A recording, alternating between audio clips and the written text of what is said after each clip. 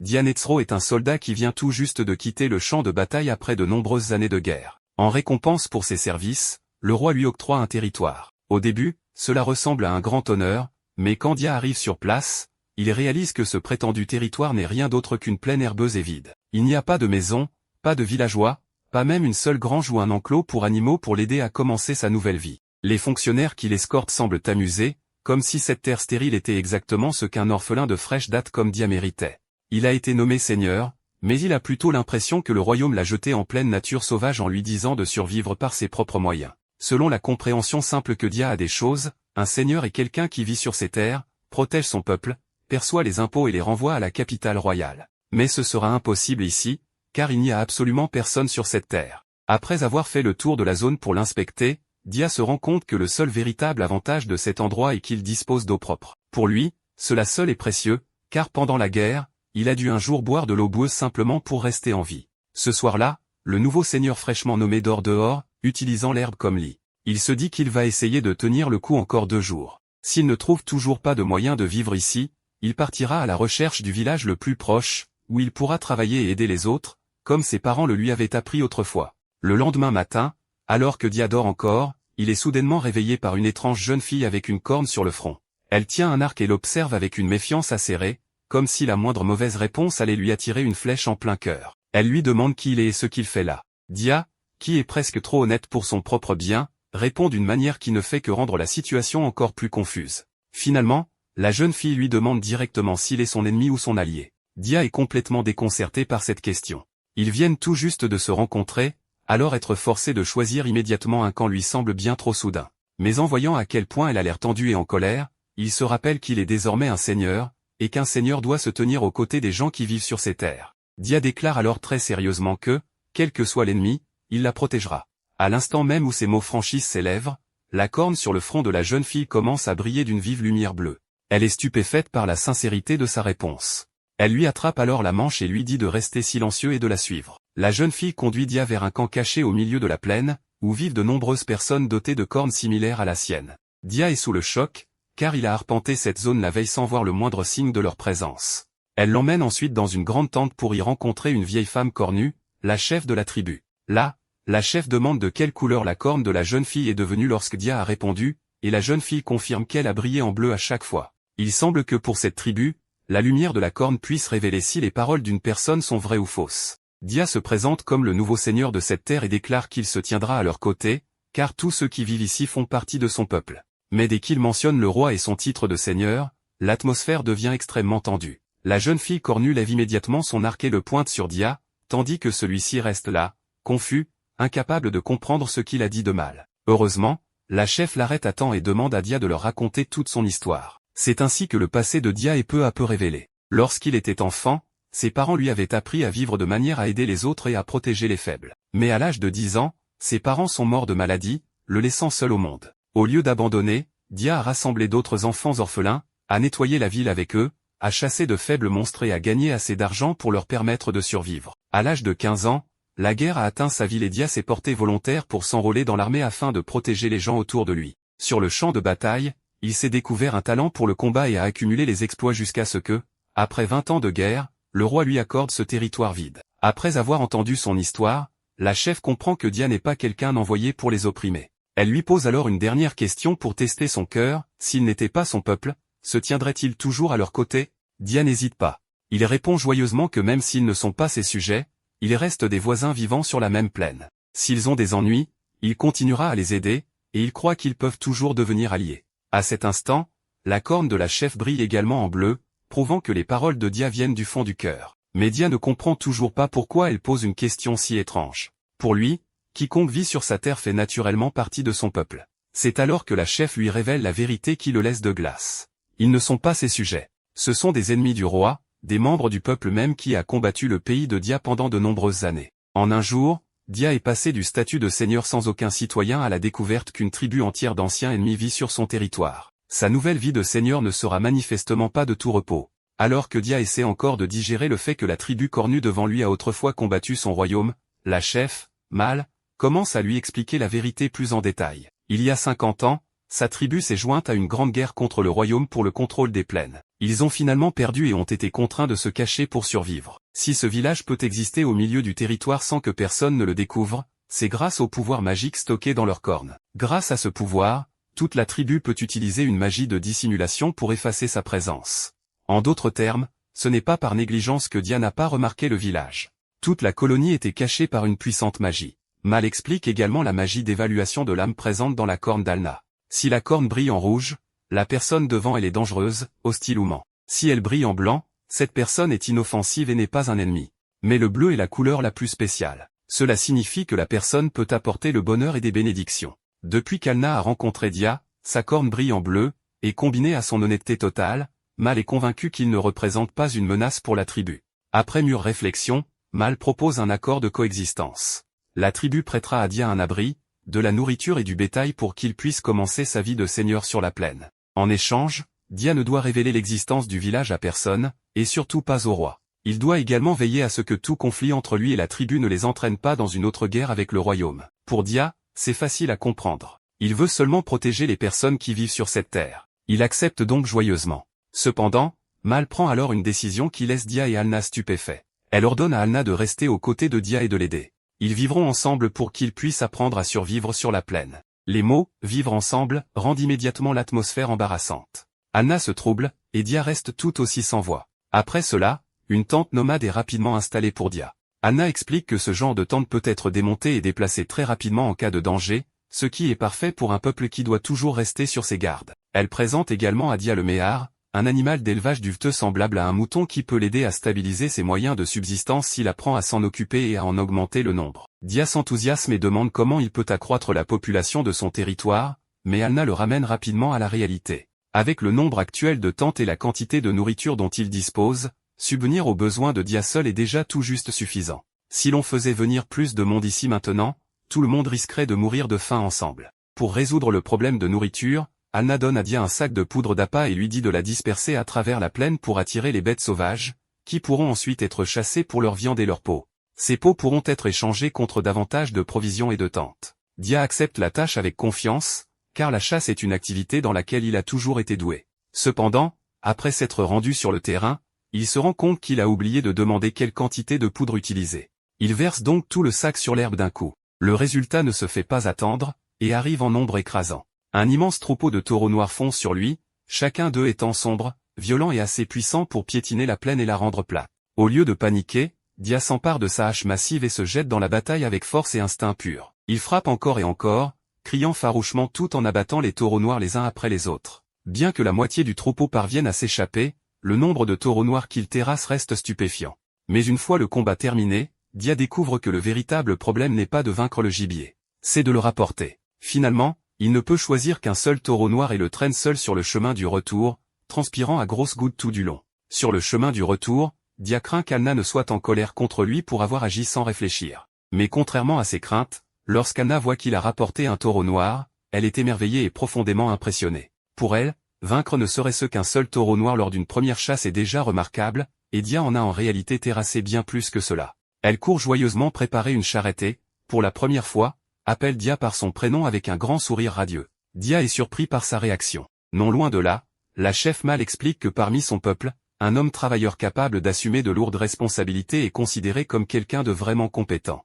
Elle ajoute que les femmes se sentent naturellement plus heureuses auprès d'un homme si fiable. Puis, Mal taquine Dia en disant que s'il veut épouser Alna, le prix de la fiancée sera assez élevé. Elle ajoute également, avec un sourire entendu, que qu'ils aient des cornes ou non, ils peuvent tout de même avoir des enfants. Dia panique immédiatement et nie en bloc, mais sa réaction ne fait que rendre les taquineries plus amusantes. Le lendemain matin, Dia se réveille dans sa nouvelle tente au milieu de la plaine. Pour la première fois depuis qu'il est devenu seigneur, il vit une matinée calme et de toute tranquillité. Devant lui, Alna remue une marmite de soupe chaude. Elle se retourne et l'accueille avec un sourire. Dia prend une bouchée et loue immédiatement le goût, rendant l'atmosphère entre eux beaucoup plus douce et chaleureuse. Après cette matinée paisible dans la nouvelle tente, Dia et Alna commencent à discuter de quelque chose de plus important, comment transformer cette plaine vide en un endroit où les gens peuvent réellement vivre. Alna explique clairement que s'ils veulent rassembler des colons, ils auront d'abord besoin de puits et de toilettes. Ils ne peuvent pas simplement vivre comme des campeurs de longue durée et appeler cela un véritable territoire. Cependant, s'ils veulent que les artisans du village les aident, les biens qu'ils possèdent actuellement pour le commerce sont encore insuffisants. En d'autres termes, leur rêve de bâtir un territoire se heurte immédiatement à la dure réalité économique. Dia pense rapidement à chasser d'autres taureaux noirs, puisque sa précédente chasse avait donné de bons résultats, même si le transport avait été difficile. Mais Alna l'arrête. Elle lui explique que s'il continue à chasser la même espèce, cela nuira au troupeau et endommagera la plaine à long terme. Au lieu de cela, ils peuvent chasser des monstres aujourd'hui. La viande de monstre ne peut pas être consommée car elle est gorgée de miasmes, mais les griffes, les cornes, et surtout les pierres magiques à l'intérieur de leur cœur peuvent se vendre à un prix élevé. En entendant cela, Dia se montre intéressée. Anna affirme avec assurance qu'elle peut utiliser la magie pour localiser les monstres et insiste pour l'accompagner. Avant de partir, Dia brosse soigneusement les mires, se rappelant que leur valeur réside dans leur laine, et non dans leur viande. Peu de temps après, 3 hommes cornus arrivent avec une charrette transportant de la viande séchée et des couvertures pour Dia. Lorsqu'ils voient Alna sortir, ils lui témoignent un grand respect. Alna annonce qu'elle a demandé à d'autres hommes de s'occuper des mires afin de pouvoir rester avec Dia toute la journée. Dia est heureux de l'apprendre, mais il devient également nerveux lorsque les 3 hommes lui lancent des regards noirs empreints d'une jalousie évidente. Il semble qu'Alna soit très appréciée dans le village, et le seigneur fraîchement débarqué a déjà attiré plus d'attention qu'il ne s'y attendait. Après cela, Dia et Alna pénètrent dans une vallée rocheuse et sombre, complètement différente de la plaine verdoyante qu'ils ont laissée derrière eux. Alna ferme les yeux, joint les mains et commence à réciter un long sortilège pour localiser les monstres. Sa corne s'illumine, et elle détecte bientôt une très grande créature à proximité. Dia dit immédiatement à Alna de rester en arrière pendant qu'il avance pour vérifier. Alna lui rappelle qu'elle possède une magie de dissimulation et que, si l'ennemi est trop fort, ils pourront battre en retraite ensemble. Dia l'autorise donc à le suivre. À l'instant où il aperçoit la cible, Dia l'appelle une tortue. Alna panique immédiatement et le corrige. Ce n'est pas une tortue ordinaire. C'est un dragon de terre, un monstre colossal et extrêmement dangereux. Elle dit à Dia de se cacher, car affronter une telle créature seule est bien trop téméraire. Mais Dia s'entête à vouloir essayer. Armé de sa hache géante, il s'élance en avant, bondit et frappe la carapace du dragon de terre de toutes ses forces. Cependant, même un coup assez puissant pour fendre la pierre ne parvient pas à percer la défense du monstre. La hache à tête de lion de Dia est un trophée qu'il a autrefois pris à un général ennemi. Elle est incroyablement résistante et peut même réparer des dégâts mineurs s'il concentre son esprit. Pour cette raison, même si l'arme tremble à chaque impact, Dia continue d'attaquer sans relâche. Mais peu importe le nombre de coups qu'il porte, la carapace du dragon de terre bouge à peine. Comparé à ce monstre, les taureaux noirs de la veille semblent soudain presque dociles. À distance, Alna lui crie pour l'avertir que le miasme entourant le dragon de terre est en train de corroder le corps de Dia. En entendant cela, Dia comprend enfin que la situation est critique. Il admet qu'il ne peut pas vaincre cette tortue et décide d'arrêter le combat. Cependant, le dragon de terre n'a nullement l'intention de les laisser battre en retraite aussi facilement. Il ouvre la gueule, accumule des flammes et libère une énorme boule de feu. Au début, Dia pense que l'attaque le vise, mais il réalise rapidement que la véritable cible est Alna, qui s'est effondrée au sol. Sans une hésitation, Dia se précipite, bondit devant elle et utilise son corps ainsi que sa hache pour encaisser toute la puissance de l'attaque. Dans ce moment de vie ou de mort, il répète la promesse faite la veille, quel que soit l'ennemi, il la protégera. Ces mots touchent Alna en plein cœur. Face à elle, il n'y a plus ce seigneur étranger envoyé par le royaume, ni ce soldat maladroit qui ne sait que manier la hache. C'est un homme véritablement prêt à se jeter dans la mort pour la protéger. Les larmes envahissent les yeux d'Alna, et ses émotions éclatent avant qu'elle ne puisse les retenir. Au milieu du champ de bataille, alors que le dragon de terre tente encore de les brûler vifs, elle s'écrie et demande à Dia de l'épouser. 3 hommes du clan d'Alna se précipitent vers la falaise, paniqués, partant à sa recherche car elle a disparu depuis le matin et n'est toujours pas revenue. Ils craignent que le jeune couple n'ait été attaqué par un monstre dans la prairie, mais au moment où ils arrivent, ils se figent devant ce qu'ils voient. L'énorme carcasse d'un dragon terrestre gît, inerte, sur le sol. Non loin de là, Alna pleure encore, agrippée à Dia tout en insistant pour qu'il l'épouse. Dia vient de prendre une boule de feu en plein visage, son esprit est à peine remis. Il doit maintenant faire face à une demande en mariage en plein champ de bataille. Tout ce qu'il peut faire, c'est la réconforter doucement. Pendant ce temps, la corne sur le front d'Alna brille d'un bleu éclatant, montrant qu'elle est si heureuse que sa magie ne peut plus le cacher. La nouvelle que Dia a vaincu un dragon terrestre se répand rapidement jusqu'au village. Bientôt, tout le clan accourt, acclamant bruyamment et l'appelant leur chef. Cependant, tuer le dragon n'est que la moitié du travail. L'autre moitié consiste à trouver comment ramener chez eux une carcasse aussi grosse qu'une colline. Tout le village doit rassembler des chevaux, des charrettes et toute la main-d'œuvre disponible. Ils luttent toute la nuit pour traîner le dragon terrestre jusqu'au village. Ce n'est qu'au petit matin qu'ils parviennent enfin à le ramener dans la prairie. Dia regarde la scène bruyante avec confusion, ne comprenant pas pourquoi tout le monde fait tout un plat de ça. Pour lui, ce n'était qu'une chasse ratée qui s'est terminée par un cadavre de dragon. Pour les villageois, en revanche, leur nouveau chef vient d'ouvrir un stock de ressources légendaires en pleine plaine. Dia rencontre le chef du clan, Maul, et lui demande d'échanger tous les matériaux du dragon terrestre en paiement pour creuser un puits et construire des toilettes. Maul rit et lui dit qu'une seule patte de dragon suffirait amplement à payer les deux projets. Le clan ne prendra que le paiement pour le travail de dépeçage. La majeure partie de l'argent de la vente des matériaux du dragon appartiendra encore à Dia. Cet argent sera suffisant pour acheter de la nourriture, construire plus de tentes, créer des installations de stockage, et même préparer le mariage d'Alna. Dès que Dia entend le mot mariage, il demande immédiatement à tout le monde de s'arrêter là. Mais Maul insiste sur le fait qu'un voisin capable de tuer un dragon doit être gardé proche par un lien solide. Si Dia n'épouse pas Alna, les femmes célibataires du village l'entoureront sûrement aussi. Dans un endroit comme celui-ci, un homme qui peut fournir de la nourriture et vaincre des dragons est bien trop rare. Ce n'est qu'à ce moment-là que Dia réalise qu'Alna a disparu un peu plus tôt parce qu'elle est déjà rentrée chez elle pour annoncer le mariage à ses parents. Dia vient à peine de devenir seigneur. Pourtant, tout le village le pousse déjà droit vers un mariage avant qu'il ne puisse pleinement comprendre ce qui se passe. Essayant de ralentir les choses, Dia négocie en suggérant qu'il se fiance d'abord. Maul explique que son peuple n'a pas de coutume de fiançailles. Puis elle propose un compromis à sa manière. Ils peuvent organiser le mariage d'abord, et la question de vivre en tant que mari et femme peut attendre que tous deux soient prêts. Dia demande un pas en arrière, mais Maul déplace calmement tout l'échiquier vers l'avant. Lorsque Dia demande pourquoi Maul l'aide autant, elle répond honnêtement. L'ancien seigneur était désespérément incompétent et est récemment mort de maladie. Si Dia échoue et quitte ses terres, personne ne sait quel genre de personne le royaume enverra ensuite. C'est pourquoi le clan veut investir en Dia. Ils veulent l'aider à devenir un bon seigneur capable de protéger la vie paisible qu'ils ont actuellement. Au lieu d'attendre que le royaume envoie un autre désastre, ils ont décidé de soutenir la personne la plus prometteuse devant eux.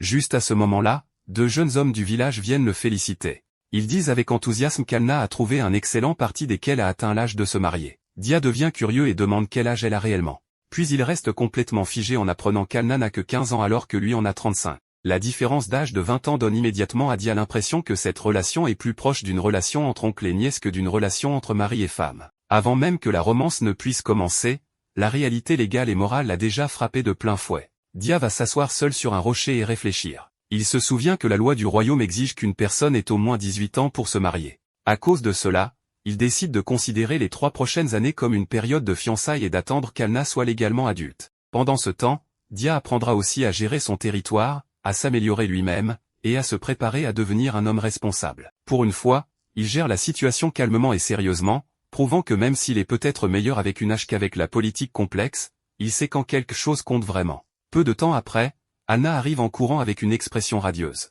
Elle annonce joyeusement que ses parents ont accepté, puis demande à Dia ce qu'il veut manger demain matin. Dia se contente de sourire doucement et lui dit de décider. Cette nuit-là, tout le village organise un grand festin pour célébrer à la fois la mise à mort du dragon et le futur mariage du couple. Dia ne cesse de les corriger, disant qu'il ne s'agit que de fiançailles pour l'instant, mais personne ne semble s'en soucier. Tout le monde continue de lever son verre pour célébrer le tueur de dragons qui a trouvé une épouse. Quelque temps plus tard, le puits et les toilettes sont enfin terminés. Plusieurs nouvelles tentes ont également fait leur apparition sur le territoire. Dia regarde fièrement la tente qu'il a construite de ses propres mains, mais une inquiétude pèse encore sur son esprit. Comment faire pour que des gens viennent réellement vivre ici? Le territoire a maintenant un puits, des toilettes, un espace de stockage, et même un tueur de dragons. Pourtant, en ce qui concerne l'habitation, il n'y a toujours aucun progrès réel. À ce moment-là, Alna accourt et rapporte que la magie de détection de vie déployée sur la prairie a repéré un groupe de monstres approchant par le nord. Leur nombre n'est pas important, et ils ne sont pas particulièrement grands, mais Dia prend immédiatement son arme. Il refuse de les laisser endommager le puits et les toilettes nouvellement construits, et il ne peut pas non plus laisser un simple troupeau paniquer. Les citoyens n'ont toujours pas trouvé le chemin de son territoire, mais les monstres, eux, savent exactement où venir. Alna veut l'accompagner pour le soutenir. Dia craint que s'ils partent tous les deux, les mères qui se sont attachées à eux ne se réveillent seules et ne deviennent anxieuses. Alna rétorque qu'ils se battront plus efficacement ensemble. Dia finit par accepter. Les deux se cachent derrière un rocher et observent tranquillement un ogre géant marchant vers le territoire. Après avoir examiné son apparence rugueuse et sale, Dia conclut que le monstre n'a presque aucune partie de valeur. Contrairement au dragon terrestre qui a laissé derrière lui un trésor de matériaux, cet ogre a l'air de ne laisser derrière lui qu'un problème de nettoyage. Même sans profit, Dia ne peut pas le laisser s'approcher du puits, du troupeau de mer ou de la zone d'habitation. Il charge immédiatement avec sa hache, tandis qu'Alna le soutient par derrière avec son arc, tirant sur le bras qui tient l'arme de l'ogre. Grâce à leur coopération fluide, Dia achève rapidement le monstre d'un coup de hache. Le combat se termine proprement, mais son armure est maintenant complètement couverte de sang violet visqueux et nauséabond. Alna n'a besoin de se tenir près de lui qu'un instant avant de se couvrir le nez. Elle ordonne immédiatement à Dia de se laver dans le ruisseau avant d'être autorisée à revenir. Ainsi, après avoir vaincu le monstre, Dia doit s'asseoir dans l'eau jusqu'au coucher du soleil, frottant désespérément le sang de son armure. L'ogre n'a peut-être pas laissé de matériaux précieux, mais il a certainement laissé une forte impression par son odeur. Le lendemain matin, Dia puise de l'eau du puits et soupire qu'il n'y a toujours aucun citoyen en vue, alors que les monstres semblent trouver son territoire avec une parfaite précision. Juste à ce moment-là, Anna accourt avec excitation et crie qu'il y a une grossesse. Dia se fige instantanément, son expression changeant à travers plusieurs émotions en moins de 2 secondes. Mais avant qu'il ne puisse demander ce qu'elle veut dire, Anna pointe du doigt vers François. Il s'avère que la personne enceinte n'est pas Anna, mais l'une des mères du troupeau. Le nouveau seigneur vient de ressentir la sensation de son cœur qui lui sort de la poitrine et qui y revient tout seul. Anna n'a rien dit de mal, mais sa façon de transmettre l'information a failli lui coûter la vie prématurément. Anna explique que les myres sont des créatures hautement intelligentes et sensibles. Elles peuvent clairement ressentir la peur et la pression autour d'elles. Les myres enceintes sont particulièrement sujettes à l'anxiété, et il y a même eu des cas où la panique est devenue assez dangereuse pour arrêter leur cœur. À cause de cela, elles ont besoin de quelqu'un de fort à proximité pour se sentir en sécurité. Dans toute cette zone, personne n'est plus approprié que Dia. Dia n'hésite pas une seconde. Il accepte avec joie la tâche de prendre soin de François et du reste du troupeau de myres. Il ne se plaint même pas de leur odeur. En le regardant caresser doucement chaque animal, Anna devient émue et l'appelle fièrement son mari. Pendant qu'il parle, la corne d'Anna se met soudainement à briller. Sa magie de détection a détecté une dizaine de personnes approchant par l'est, la direction de la capitale royale. Dia devient immédiatement prudent car il n'a aucune idée de qui viendrait lui rendre visite. Il dit à Anna de se cacher avec la magie et de rester pour protéger les myres. Puis il prend son arme et marche dans la prairie pour accueillir le groupe inconnu. Bientôt, un groupe de 3 cavaliers et de plusieurs soldats apparaît. Le jeune chevalier en armure d'argent appelle joyeusement le nom de Dia dès qu'il le voit. Dia le reconnaît rapidement comme Klaus, un ancien camarade qui a combattu à ses côtés sur le champ de bataille. Les deux se saluent chaleureusement. Pour une fois, Dia est soulagé de voir un véritable humain arriver sur son territoire sans essayer d'attaquer son puits ou de laisser derrière lui une odeur terrible. Klaus explique qu'il n'est responsable que de guider et d'escorter le groupe. La personne qui veut vraiment rencontrer Dia est la noble assise sur le cheval derrière lui, une jeune femme aux cheveux gris avec une présence très digne. Comme le groupe a voyagé loin et est fatigué, Klaus demande à Dia d'emmener tout le monde à son manoir pour se reposer. Dia n'a aucune objection et les ramène calmement à sa demeure. Cependant, à cause de la magie de dissimulation d'Anna, les visiteurs ne voient aucun village et aucun grand manoir. La seule chose devant eux est une tente nomade solitaire au milieu de la prairie. Klaus regarde la tente, puis regarde Dia. Il semble se demander silencieusement si son vieil ami a été nommé seigneur ou abandonné dans une épreuve de survie en pleine nature. Sous la tente, la femme aux cheveux gris se présente officiellement comme Diane, la 3e princesse du royaume. Diane ne peut cacher sa confusion en voyant que Dia vit encore sous une tente. Elle demande où est construit le manoir et où sont passés tous les serviteurs. L'un des chevaliers qui l'accompagne se met en colère et critique Dia pour avoir parlé trop familièrement à la princesse. Mais Dia explique simplement honnêtement qu'il n'y a ni manoir ni serviteur ici. Il n'y a que la tente qu'il a construite lui-même avec difficulté. Il a même l'air plutôt fier en le disant, comme s'il montrait une belle résidence. Sa réponse laisse Diane et Klaus sans voix. Diane demande immédiatement où sont les bâtisseurs, car le roi aurait accordé à Dia une grande récompense et une énorme somme d'argent pour les préparatifs. En entendant cela, Dia reste assis, figé de stupeur. Il n'a jamais reçu un seul sou du royaume. Klaus commence aussi à se mettre en colère pour le compte de son ami. Le roi a bien envoyé de l'argent, mais il n'est clairement jamais arrivé jusqu'à Dia. Quelque part en chemin, cet argent a dû trouver une autre poche. Sous le regard choqué de la princesse Diane, Dia confirme qu'il n'a jamais reçu aucune récompense ni aucun fonds de préparation. Le premier jour sur son territoire, il a même dû dormir dehors en se demandant où il irait trouver à manger s'il ne pouvait pas survivre ici. Il a été nommé seigneur, mais le soutien qu'il a reçu ressemblait plus à être lâché sur une carte vide avec pour instruction de rassembler ses propres ressources. Après avoir entendu cela, Diane comprend que quelque chose ne va clairement pas. Mais au lieu d'enquêter immédiatement sur les fonds manquants, elle met la question de côté et explique le véritable but de sa visite. La capitale royale fait face au risque d'une nouvelle guerre, et elle veut que le héros national Dia retourne sur le front pour les aider. Pour rendre l'offre plus attrayante, Diane promet de lui accorder un mariage avec l'une des 2 femmes assises derrière elle. Elle présente cela comme si elle offrait une grande récompense, complètement ignorante que Dia a failli être poussée au mariage par tout un clan la veille même et qu'il attend maintenant qu'Anna soit assez âgée pour se marier légalement. Dia écoute la proposition, mais ce qui lui vient à l'esprit, ce sont François et le troupeau de myres qui ont besoin de sa protection. Il refuse doucement. Il dit qu'il a déjà quitté le champ de bataille et qu'il n'a actuellement ni homme ni soldat à commander. Techniquement, il a un troupeau de myres, mais les emmener sur le front n'aiderait personne et ne ferait probablement que les terrifier. Diane refuse d'accepter sa réponse et continue de le presser de reconsidérer. Une fois que Dia réalise que la princesse n'a aucune intention de respecter sa décision, son expression se refroidit. Il leur dit brusquement que si c'est tout ce qu'ils sont venus discuter, ils peuvent partir. Le groupe royal a parcouru tout ce chemin pour l'inviter à la guerre, seulement pour se faire poliment montrer la sortie par l'hôte. Le chevalier grossier qui accompagne Diane devient immédiatement furieux que Dia ose parler ainsi à la princesse. Sans avertissement, il dégaine son épée et l'abat vers la tête de Dia.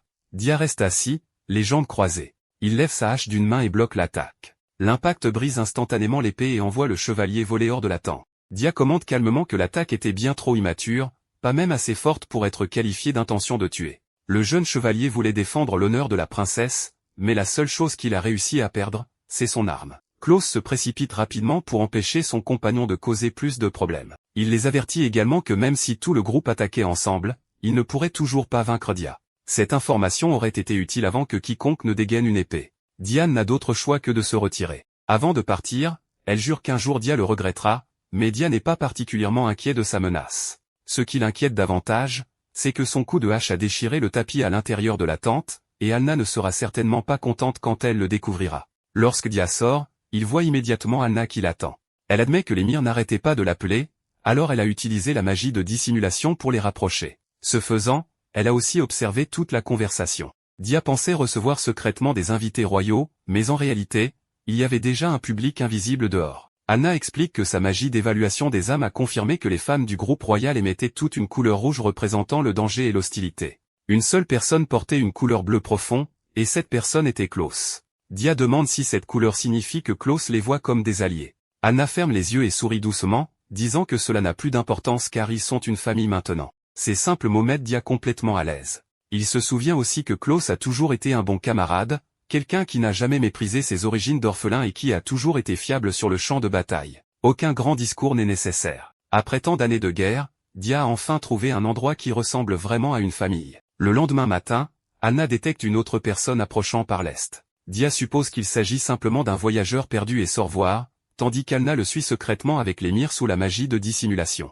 La personne qui apparaît cette fois est Klaus, mais il a retiré toute son armure de chevalier. Klaus annonce joyeusement qu'il vient d'être renvoyé de l'armée. Dia s'inquiète immédiatement que son vieil ami ait été puni à cause de ce qui s'est passé la veille, mais Klaus explique que c'est exactement le résultat qu'il voulait.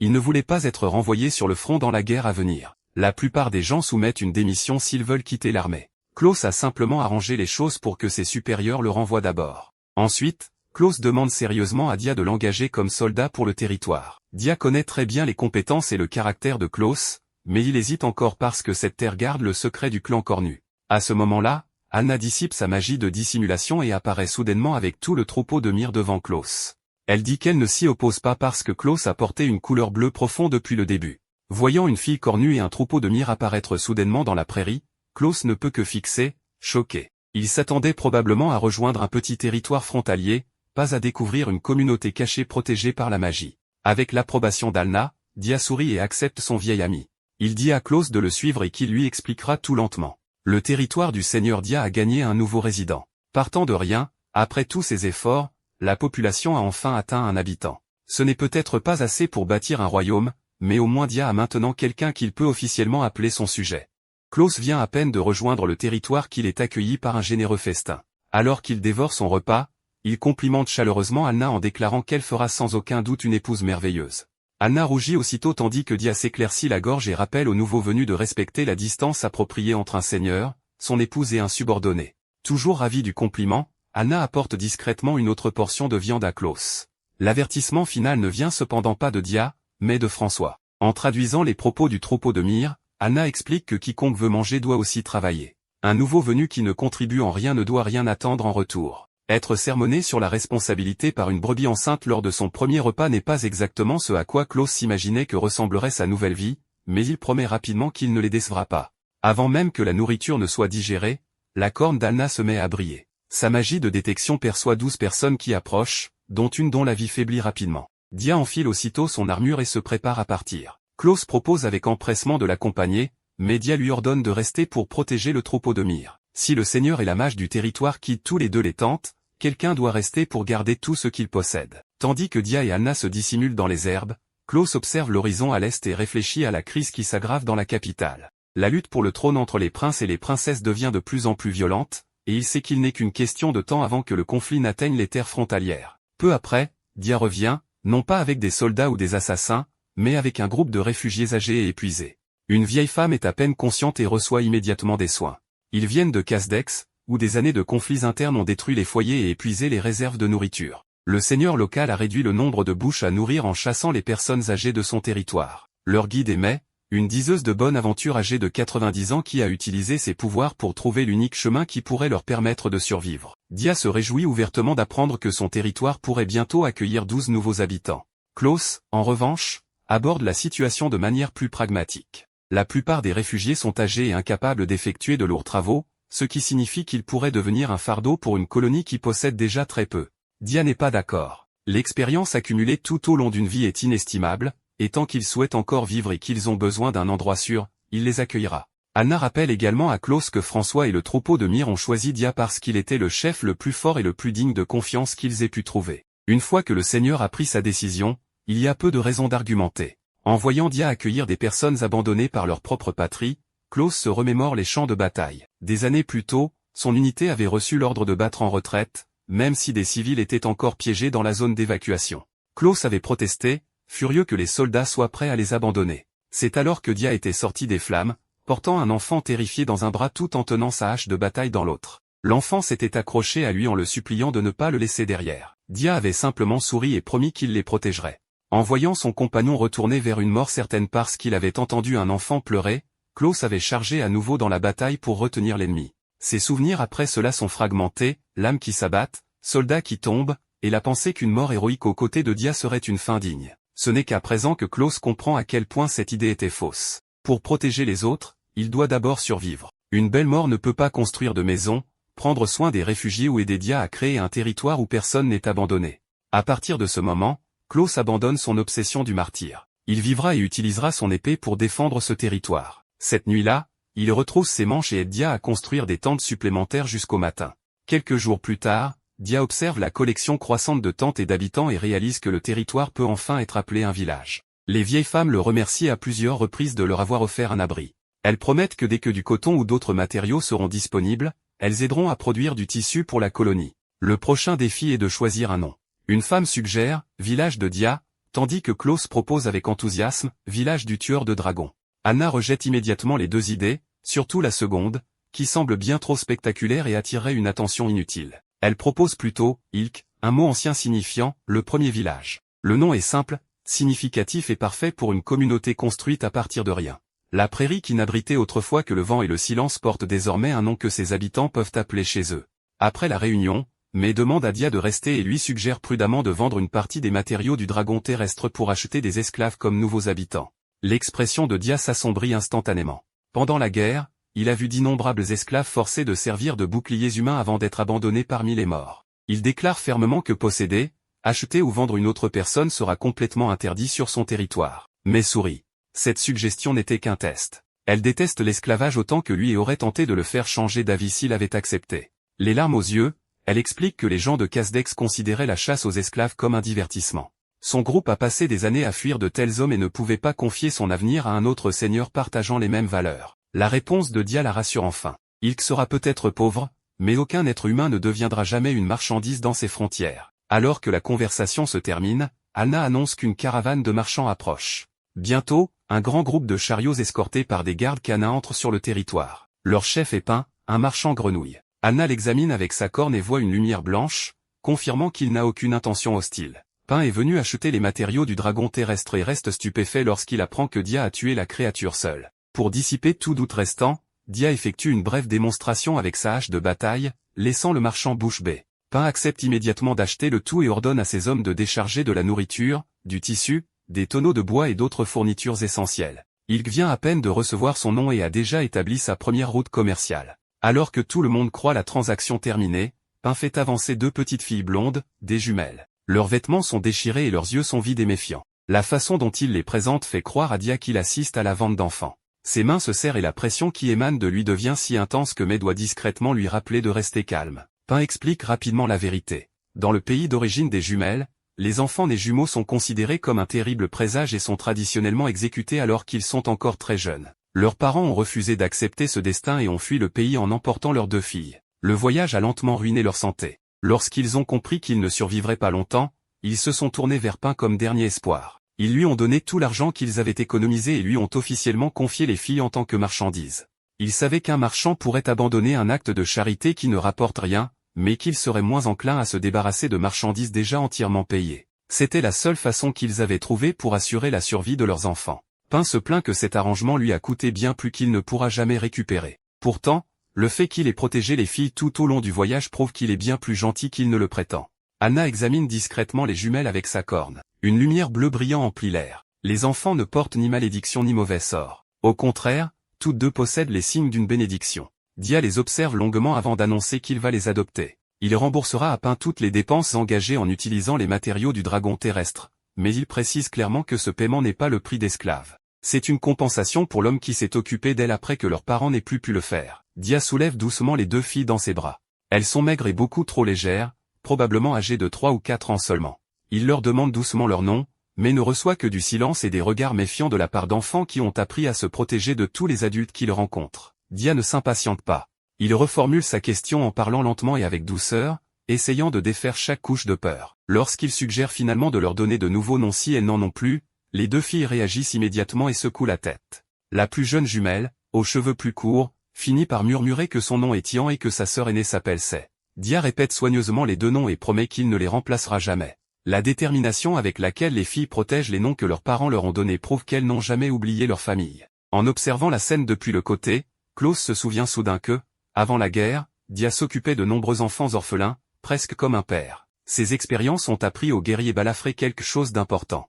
À ce moment, les jumelles n'ont pas besoin de questions interminables. Elles ont besoin de patience, de gentillesse et du sentiment de sécurité qu'elles ont perdu depuis longtemps. Après s'être baignées et avoir reçu des vêtements propres, ces ayants ont meilleure mine, mais elles restent effrayées et repliées sur elles-mêmes. Anna s'approche enfin et explique la signification de leur nom dans l'ancienne langue. C'est signifie « belle comme le clair de lune », tandis qu'en signifie « la lune sacrée ». Elle offre à chacune une amulette sculptée à l'image de la lune. Ces paroles libèrent les émotions que les jumelles retenaient depuis longtemps. Les souvenirs de leur mère douce et de leur père qui ne voulaient que leur bonheur leur reviennent en force. Ces ayants éclatent en larmes et appellent leurs parents. Dia et Anna les serrent immédiatement dans leurs bras, leur expliquant doucement qu'elles ont déjà assez souffert et qu'elles n'auront plus jamais à endurer la solitude. François et les autres Myres s'approchent également, permettant aux filles de se blottir contre leur chaude laine. En fin de compte, le troupeau de Myres se révèle plus efficace pour réconforter les enfants que n'importe quel discours soigneusement préparé. 10 jours plus tard, ces ayants sont capables de sourire, de se plaindre et même de se disputer pour le dernier morceau de pomme de terre à la vapeur. Lorsqu'il en perd,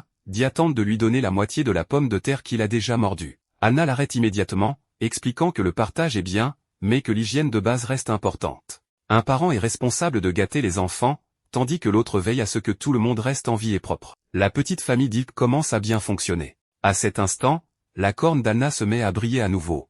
Un cavalier solitaire approche. Comme le troupeau de Myres est complètement attaché aux jumelles, Dia les laisse sous la protection de leur gardien à 4 pattes avant d'enfiler son armure et de sortir avec sa hache.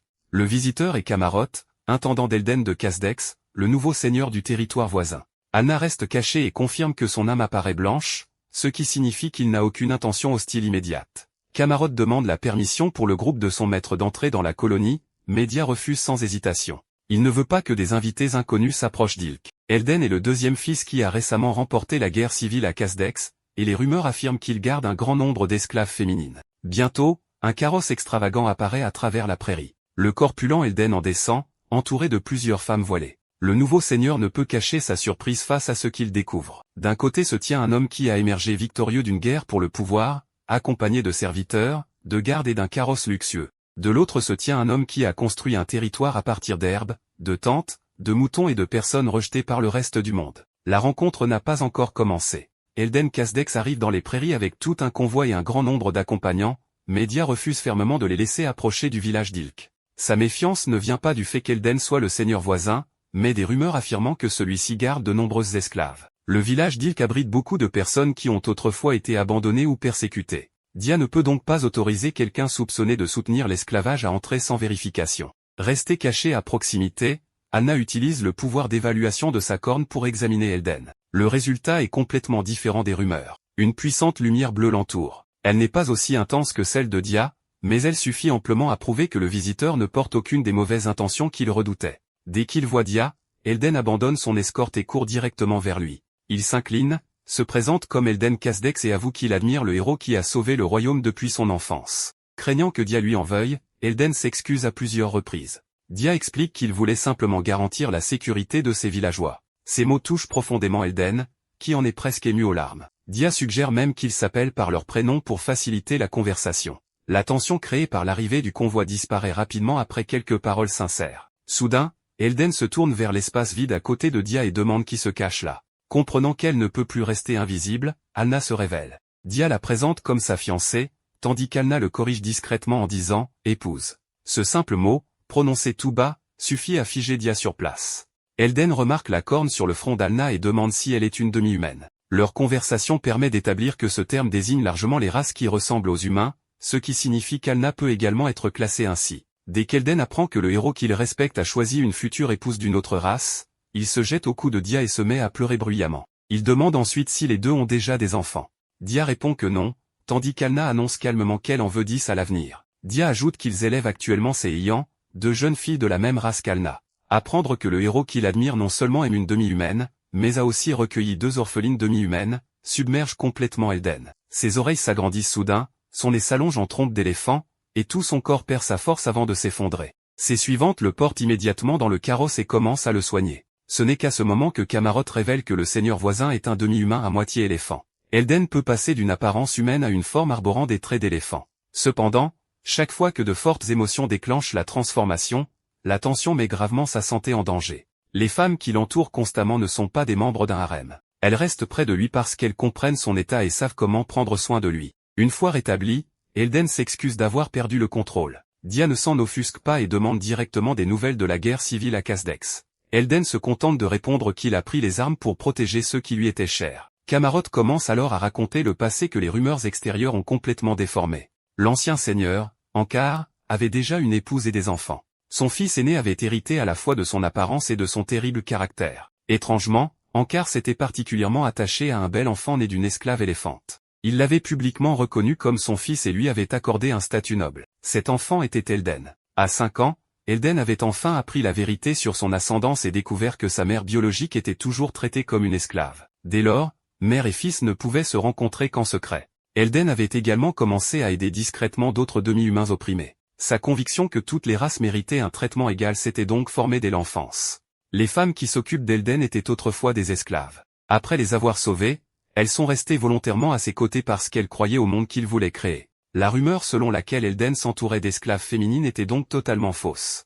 Lorsqu'Ankar avait découvert qu'Elden protégeait secrètement les demi-humains et tentait d'éliminer la discrimination au sein de Casdex, il avait menacé de le tuer, d'assassiner sa mère et d'exterminer tous les demi-humains du territoire. Confronté à cette menace, Elden n'avait eu d'autre choix que la résistance. Il avait lancé une rébellion, uni humains et demi-humains sous la même cause, et vaincu la faction d'Ankar. La guerre civile n'avait pas commencé parce qu'Elden convoitait le pouvoir politique, mais parce qu'il voulait sauver les personnes qu'il aimait. Dia comprend enfin pourquoi Elden s'est montré si ému en voyant sa famille. Le village d'Ilk est encore pauvre, mais humains, Oni, enfants orphelins et Myr y vivent déjà côte à côte comme les membres d'une même maisonnée. C'est exactement l'image qu'Elden rêvait de créer. Une fois calmé, Elden explique que la renommée de Dia s'est déjà répandue dans tout Casdex.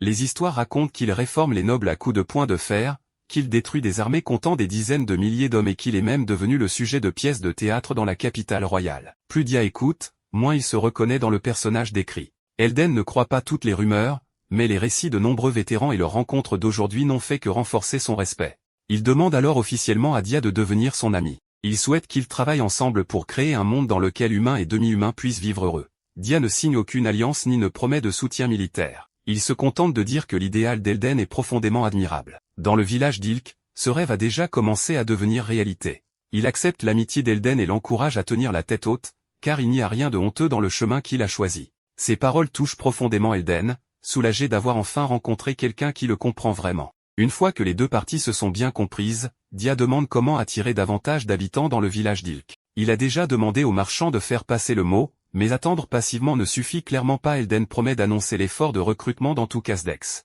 Cependant, il prévient que le problème le plus urgent est la nourriture. Le village d'Ilk doit commencer à stocker des vivres et à développer la capacité de produire sa propre nourriture avant l'arrivée de l'hiver. Augmenter la population sans avoir assez à manger ne ferait que créer une crise plus grave. Dia prend ce conseil très au sérieux.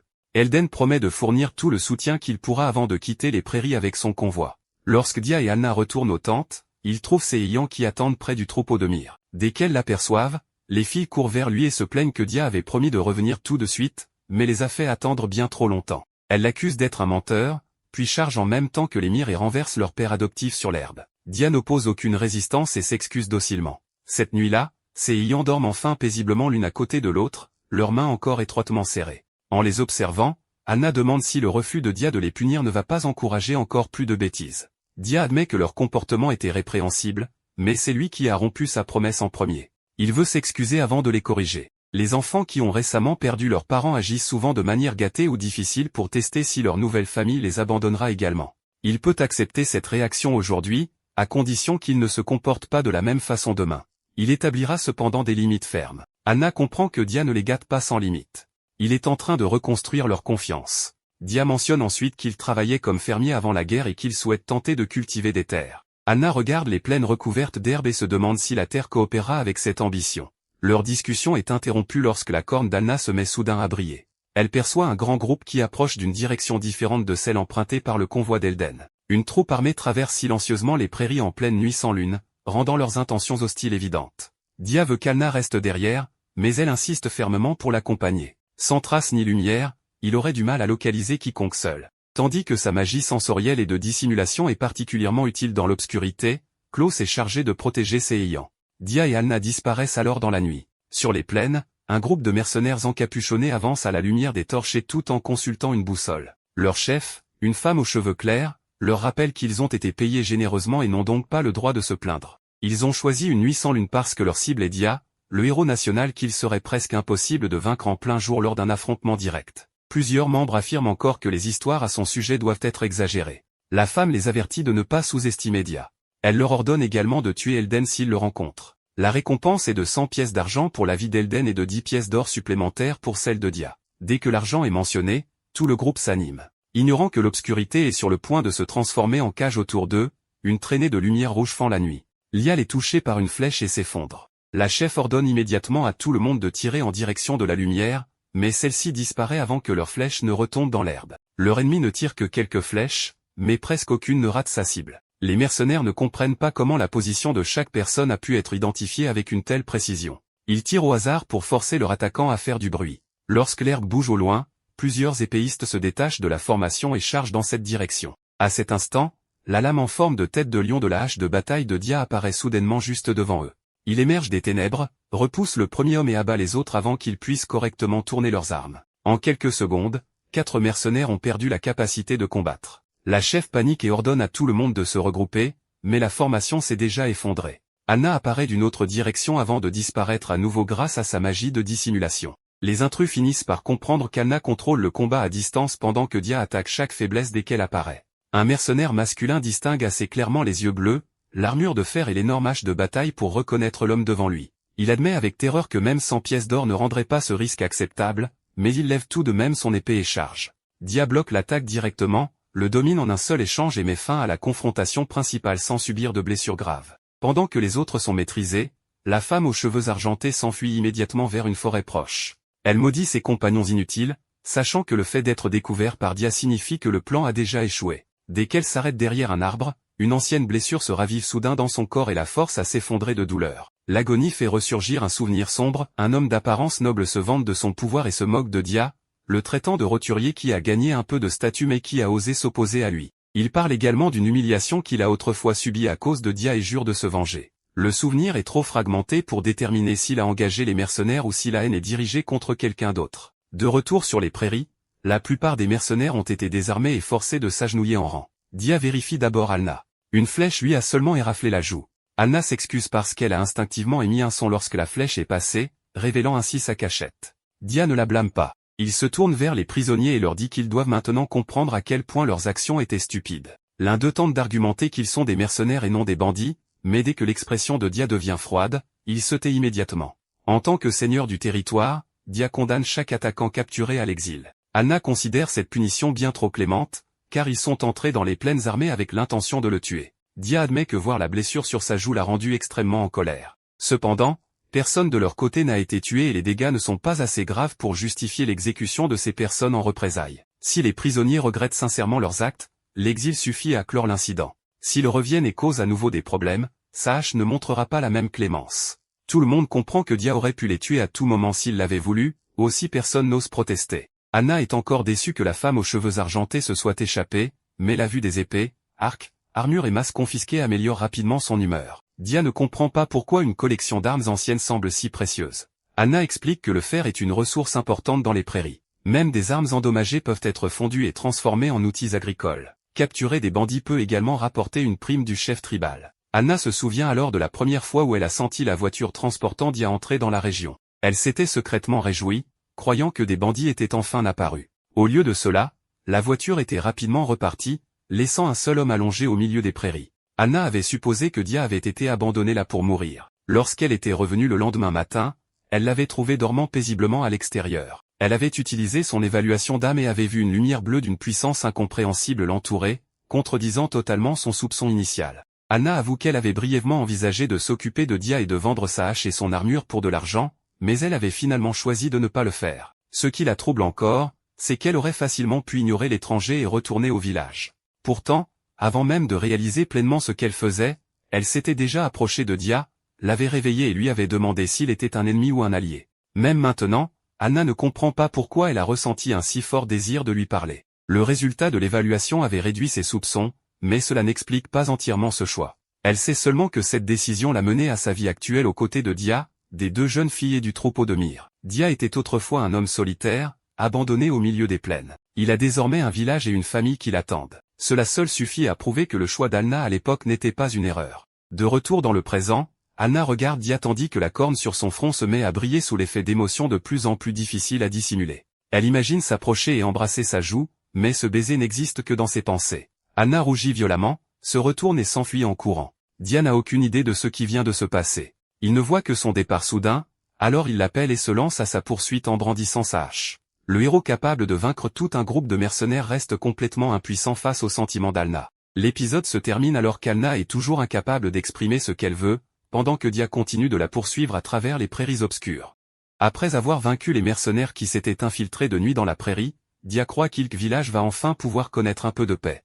Cependant, les ennemis d'un seigneur ne portent pas toujours l'épée. Parfois, la plus grande menace est la faim, alors que l'hiver approche. Si le village continue de dépendre uniquement de la chasse et de la nourriture achetée à l'extérieur, sa population croissante finira par devenir impossible à nourrir. Dia décide donc de tenter la culture sur des terres que tout le monde considère impropres à l'agriculture. Anna ne connaît presque rien à l'agriculture. Le peuple démon se contente généralement de cueillir les herbes médicinales qui poussent à l'état sauvage, et chaque tentative de cultiver des légumes ou des céréales s'est soldée par un échec. Tous deux consultent la chef mâle, qui montre à Dia une sorte de minéral coloré appelé pierre d'humus. Broyée avec des os d'animaux et mélangée à la terre en poudre, elle permet de garder en vie des herbes médicinales en pot, mais les légumes refusent toujours de pousser. Dia lui demande ce qui cause ce problème, mais Mal ne peut que secouer la tête. Elle se souvient alors des récits sur le peuple des forêts, un peuple réputé pour mieux comprendre les plantes que quiconque. Selon la légende, même les terres les plus arides se couvrent de verdure sur leur passage. Malheureusement, Mal ne les a jamais rencontrés et n'est même pas certaine de leur existence.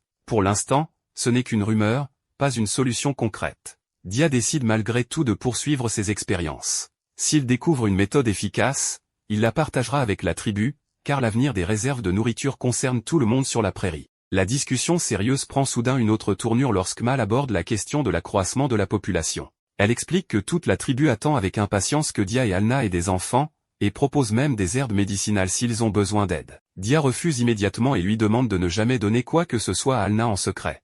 Il est venu ici pour faire pousser des légumes, pas pour lancer un autre genre de projet démographique. Il attrape rapidement le sac de pierre d'humus et s'en va avant que la conversation ne devienne encore plus dangereuse. De retour au village, Dia montre fièrement les pierres colorées à Klaus, Sené et Ayan. À ses yeux, elles ressemblent presque à des pierres précieuses. Les deux fillettes les examinent quelques secondes à peine avant de perdre tout intérêt. Les pierres ne contiennent presque pas de mana et ne peuvent absorber d'énergie magique, ce qui en fait, à leurs yeux, de simples cailloux ordinaires. Anna explique que quelqu'un incapable de percevoir le mana, comme Dia, peut facilement se laisser tromper par leur apparence attrayante. Sené et Ayan, elles, ont immédiatement reconnu leur véritable nature. Les fillettes peuvent parfois détecter des traces magiques si infimes que même Anna les néglige, ce qui révèle un immense potentiel en tant que futur mage.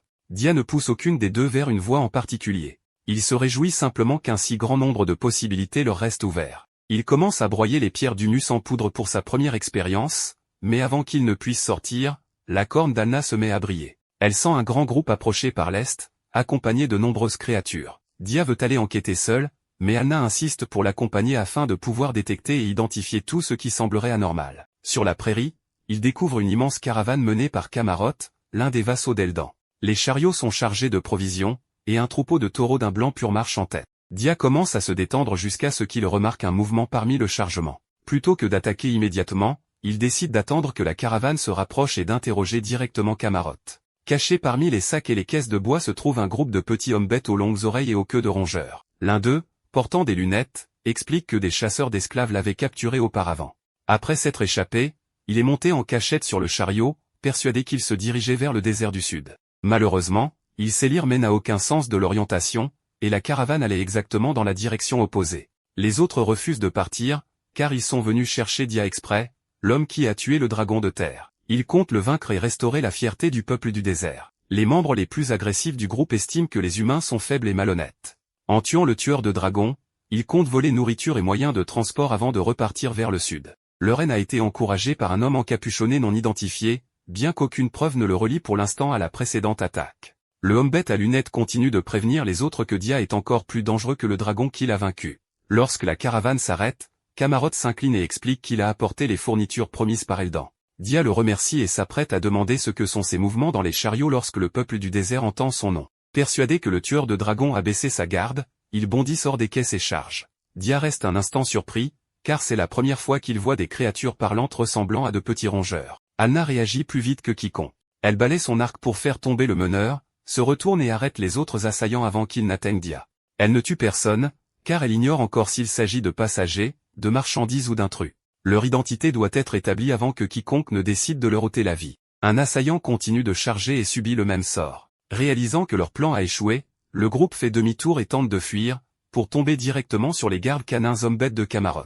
Les fuyards sont rapidement capturés et fourrés dans des sacs. Ils continuent de crier qu'ils n'appartiennent à personne et insultent Alna pour être intervenue. Dia place immédiatement le tranchant de sa hache devant elle et déclare froidement qu'Alna est une femme merveilleuse que personne n'a le droit d'insulter. La personne la plus touchée par ces mots est Alna elle-même. Son expression féroce disparaît tandis que tout son visage rougit. Camarot ordonne à ses gardes de maîtriser tous les fauteurs de troubles et présente ses excuses. Malgré leurs actes irréfléchis, ils demeurent des sujets placés sous l'autorité de Kasdek. Camarot explique que les peuples possédant leur propre culture, leur propre langue et leur propre intelligence sont classés comme hommes-bêtes, même lorsque leur apparence ressemble fortement à celle d'animaux. Les hommes-bêtes sont eux-mêmes considérés comme une branche des races demi-humaines. Les étrangers appellent souvent le petit groupe devant eux, peuple gerbois aux grandes oreilles, mais ils préfèrent le nom de peuple du désert. Leur terre natale se trouve loin au sud. Beaucoup ont été autrefois capturés par des chasseurs d'esclaves avant qu'Eldan ne les sauve. Il a promis qu'une fois devenus seigneurs, il les ramènerait chez eux. La guerre civile étant désormais terminée, Eldan s'apprête enfin à tenir cette promesse. Cependant, leur passé d'esclavage les a rendus profondément méfiants envers les humains. Ils ne font même pas entièrement confiance à Eldan. Dia choisit de ne pas les punir davantage et confie leur surveillance ainsi que leur voyage de retour à Camarot. Une rencontre qui a bien failli tourner à l'incident international impliquant une hache de guerre se résout finalement par la conversation. Camarot remet ensuite à Dia une lettre ainsi qu'une liste complète des biens livrés. Dia n'avait demandé que quelques outils agricoles lors de sa précédente rencontre avec Eldan, mais la caravane contient des épices locales, des matériaux de construction, des chariots, des chevaux de trait, et suffisamment de matériel pour donner l'impression que Kasdek établit une nouvelle antenne en plein cœur de la prairie. La lettre d'Eldan explique que tout cela est un cadeau d'amitié et exprime son souhait que les deux territoires continuent d'échanger des ressources et de se soutenir mutuellement. Les cadeaux comprennent même un attelage et 4 chevaux. Sachant que des chevaux sans abri créeraient un nouveau problème, Eldan a envoyé des matériaux de construction déjà préparés et a ordonné à plusieurs gardes de rester sur place pour monter une écurie. Dia se sent de plus en plus mal à l'aise face à tant de générosité. Alna, en revanche, oublie toute retenue desquelles apprend que les 4 chevaux appartiennent à leur foyer. Elle court vers eux, enlace chaque cheval, puis se jette dans les bras de Dia en le déclarant joyeusement son merveilleux mari. Camarot et ses gardes sont forcés d'assister à toute cette scène affectueuse, tandis que Dia hésite entre répondre à son bonheur et se sauver avant d'être étouffé. Alors qu'il rentre au village sous le ciel du soir, Anna explique que sa famille n'a jamais été riche. Son plus grand rêve d'enfant était de devenir l'épouse de quelqu'un dont le foyer posséderait des chevaux. Pour ceux qui ont grandi dans la prairie, les chevaux représentent un foyer stable et une vie prospère. Anna a toujours cru que les compétences et le travail acharné de Dia finiraient par l'aider à atteindre ce rêve. Elle ne s'attendait simplement pas à ce que cela arrive aussi vite. Elle mentionne brièvement un frère aîné peu fiable, sans expliquer son histoire. Anna s'excuse de s'être laissée emporter au point d'enlacer Dia devant tout le monde. Il lui répond qu'il n'est pas fâché. Il n'aurait peut-être pas accepté un tel comportement de la part d'une autre femme, mais venant d'Anna, cela ne le dérange pas. Il lui demande seulement de faire preuve d'un peu plus de retenue en public. Ce n'est pas tout à fait un aveu, mais cela lui donne clairement une place particulière dans son cœur. Anna sourit, ses yeux brillant encore plus que lorsqu'elle a vu les chevaux pour la première fois. Le matériel agricole d'Eldan est rapidement mis à profit. Dia guide lui-même un taureau blanc tirant une grande charrue à travers la prairie. La lame fend l'herbe et retourne la terre sans qu'il soit nécessaire de défricher chaque parcelle à l'avance. Klaus observe les nouveaux sillons avec émerveillement avant que May ne l'appelle et lui apprenne à tenir la charrue. Un homme habitué à manier l'épée se retrouve désormais à lutter avec un cadre en bois. L'agriculture est moins dangereuse que la guerre, mais elle est tout aussi capable d'épuiser les bras. Les anciens du village, autrefois considérés comme un fardeau par leur ancienne patrie, deviennent la plus grande source d'expérience d'Ilk. Mais recommandent de laisser la terre se reposer 3 jours avant de planter, et d'utiliser de la cendre d'herbe et de bois pour l'améliorer. Dia divise le champ d'essai en 2 sections. L'une reçoit de la cendre, l'autre est traitée à la pierre d'humus. Si l'une des 2 méthodes fonctionne, le village aura de l'espoir. Il commence aussi à envisager un réservoir, car le ruisseau voisin est petit et pourrait s'assécher pendant l'été. Klaus accepte immédiatement de se charger du creusement. Pendant la guerre, il a creusé tant de tranchées défensives que ce travail lui est presque devenu instinctif. Pendant que tout le monde prépare le champ, Anna envoie Sonné et Ayant chercher Dia pour le dîner. Les fillettes s'accrochent à ses vêtements et lui demandent si l'agriculture est difficile. Puis elle lui demande s'il serait triste de travailler dur sans obtenir de résultats. Dia répond calmement que si quelqu'un a vraiment fait tout ce qui était en son pouvoir et que le résultat ne correspond toujours pas à ses espoirs, il doit finir par l'accepter. La véritable inquiétude des fillettes se cache derrière une autre question, serait-il fâché si elle lui cachait quelque chose? Dia ne les force pas à révéler quoi que ce soit. Il trace une distinction claire. S'il s'agissait de dissimuler délibérément quelque chose de nuisible, il serait déçu. Mais tout le monde a le droit de garder des secrets personnels qui ne blessent personne. Sonné et Ayant se détendent visiblement et s'enfuient en courant. Dia revient sur le sujet plusieurs fois dans les jours suivants, mais les 2 fillettes restent silencieuses. Les voyant redevenir joyeuses et jouer normalement avec les autres villageois, il choisit de ne pas insister. Protéger leur sentiment de sécurité compte plus que d'obtenir une réponse immédiate. 3 jours plus tard, le champ expérimental est prêt. Anna apporte des graines d'une herbe médicinale capable de germer en une seule nuit, ce qui leur permettra de déterminer rapidement si le sol s'est amélioré. Au même moment, la nouvelle écurie à côté du village est achevée. Camarotte explique que tout le bois avait été préparé à l'avance, son équipe n'a eu qu'à transporter les pièces et à les assembler selon les instructions d'Eldan, ce qui a permis de terminer la structure en 3 jours. Dia souhaite exprimer sa gratitude et prépare plusieurs caisses de matériaux issus du dragon de terre pour que le groupe de Kasdek les ramène chez eux. Lorsque Camarotte et ses gardes entendent la quantité, leurs visages se vident de toute couleur. La valeur du cadeau dépasse largement le coût de la construction de l'écurie. Certains se demandent même si Dia prépare quelque chose, mais celui-ci souhaite sincèrement seulement les remercier de leur aide. Camarotte accepte à contre-cœur, en considérant que les matériaux sont simplement confiés à Kasdek et seront utilisés plus tard d'une manière qui profitera aux 2 territoires. Lorsque la caravane repart, Sonné et Ayant sont attristés de devoir dire au revoir à des gens qui ont passé plusieurs jours au village. Anna les console et leur rappelle qu'elles doivent encore nourrir les chevaux. Le sens des responsabilités les éloigne rapidement de leur tristesse. Dia retourne au champ. Le lendemain matin, des pousses apparaissent bel et bien, mais chacune d'elles est faible, jaunâtre et affaissée, comme si la ville avait déjà quitté. Dia n'abandonne pas immédiatement. Il suppose que la terre n'a pas eu assez de temps pour se reposer et plante un nouveau lot. Le jour suivant donne le même résultat. Il conclut alors que la quantité de traitement était insuffisante et ajoute davantage de pierre d'humus. Un autre jour passe, mais les pousses continuent de mourir ou de ne pas se développer. Dia paraît de plus en plus épuisé, mais continue de vouloir expérimenter. Anna finit par poser une main sur son épaule et l'arrête. Trop de pierre d'humus pourrait abîmer la terre, et continuer ne fera que gaspiller le reste de leurs graines. En regardant les rangées flétries, Dia accepte l'échec. Ils ont essayé la cendre, la pierre d'humus, et des plantations répétées, mais aucune de leurs méthodes actuelles ne fonctionne. Il ne se met pas en colère et ne blâme personne. Il dit simplement que certaines choses ne réussissent pas, peu importe les efforts qu'on y met. Si l'agriculture est impossible pour l'instant, il se concentrera sur l'accomplissement de ses autres devoirs. Sa réponse fait écho à celle qu'il avait donnée auparavant à Sonné et Ayant. Cachées derrière la clôture, les 2 fillettes ont tout entendu. Ayant se sent triste, car elle veut aider son père adoptif mais ne sait pas ce qu'elle peut faire. Sonné tient le collier laissé par leurs parents. Ensemble, elles appellent doucement leur mère et leur père et leur demandent de leur révéler un chemin à suivre. À cet instant, les 2 colliers émettent une lueur bleue. Une voix ténue leur parvient soudain, appelant à l'aide de façon répétée. Les fillettes se regardent et confirment qu'aucune des 2 n'a imaginé cela. Quelqu'un, tout près, est réellement pris au piège. Sonné et Ayant suivent la voie jusqu'à la zone de stockage. Parmi les caisses de bois, les sacs et les rouleaux de tissu, l'appel désespéré devient de plus en plus clair, provenant de quelque part dans l'obscurité.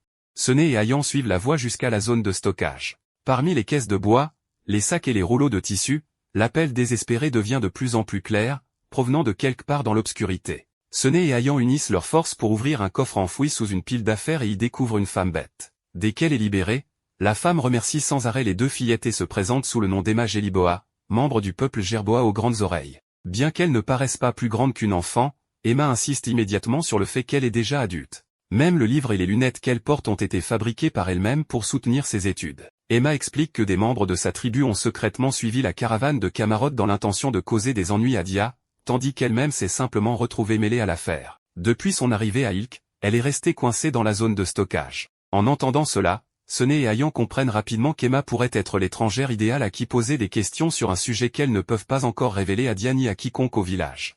Emma échappe à peine au coffre qu'elle se retrouve directement plongée dans le plus grand secret des deux sœurs. Après avoir entendu toute l'histoire, Emma confirme que Sené et Ayan sont en réalité des membres du peuple des forêts, un peuple qui vit au cœur des forêts, protège la vie végétale, et finit par faire partie intégrante de la forêt elle-même. Lorsqu'un membre du peuple des forêts approche de la mort, il peut transférer sa force et son savoir dans une graine et la laisser en héritage à quelqu'un qui lui est cher. Leurs pouvoirs sont également directement liés aux plantes. Ils peuvent canaliser de l'énergie magique dans la végétation pour accélérer sa croissance, tout en créant des barrières capables de repousser les maladies et les miasmes nocifs. Sené et Ayan sont encore trop jeunes, si bien qu'elles ne peuvent pour l'instant guère faire plus que faire germer des graines ou créer des barrières sur une zone limitée. Emma comprend immédiatement pourquoi leurs parents leur avaient interdit de laisser des humains découvrir ses capacités.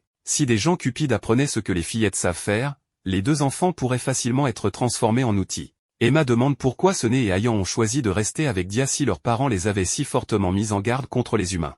Les fillettes admettent qu'elles avaient d'abord envisagé de s'enfuir pour tenir leurs promesses. Mais plus elles vivaient à Ilk, plus elles se rendaient compte que Dia était complètement différent des humains qu'on leur avait appris à craindre. Ses immenses mains sont étonnamment douces chaque fois qu'il prend soin d'elles, tandis que sa façon de parler, maladroite mais chaleureuse, leur rappelle leurs parents. Alna, Klaus, les femmes âgées du village, et même le troupeau de méhards, les ont toujours traités comme des membres de la famille. Le problème, c'est que Dia continue de travailler chaque jour dans les champs, expérimentant tour à tour la cendre de bois et la pierre d'humus, pour ne voir à chaque fois les nouvelles pousses dépérir. Sené et Ayan sentent que quelque chose draine l'énergie de la terre. Si le problème persiste, les cultures n'ont presque aucune chance de survivre. Y remédier nécessiterait une barrière créée par le peuple des forêts. Les fillettes pensent que Dia ne les exploiterait jamais s'il apprenait la vérité, mais elles ne veulent toujours pas trahir la dernière volonté de leurs parents. Emma propose alors rapidement une solution simple, attendre que tout le monde s'endorme, se faufiler jusqu'au champ, et créer la barrière en secret. Ainsi, personne n'en saura jamais rien.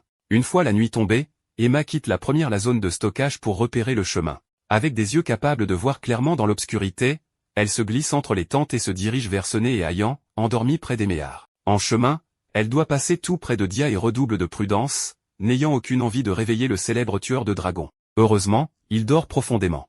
Emma finit par réveiller les deux sœurs et les presse de partir rapidement avant le lever du soleil. Le plan aurait dû être simple à partir de là, mais il faillit s'effondrer dès le premier pas. Sené et Ayan ont visiblement une peur bleue du noir. D'ordinaire, chaque fois qu'elles doivent sortir la nuit, elles demandent à Dia ou à Alna de les accompagner. Même avec Emma pour les guider, leurs pas ralentissent nettement.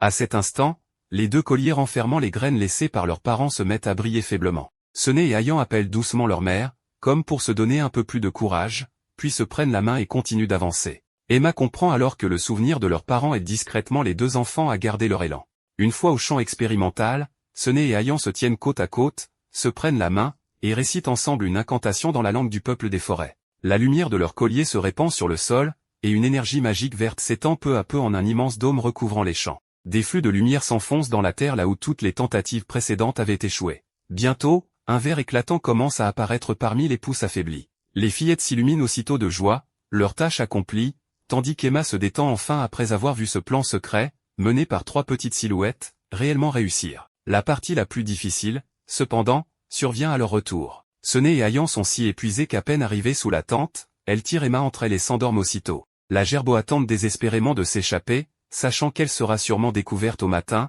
mais les deux sœurs dorment déjà bien trop profondément pour la lâcher. Pendant qu'Ilk dort encore, les récits sur Dia et Eldan se répandent déjà bien au-delà du village.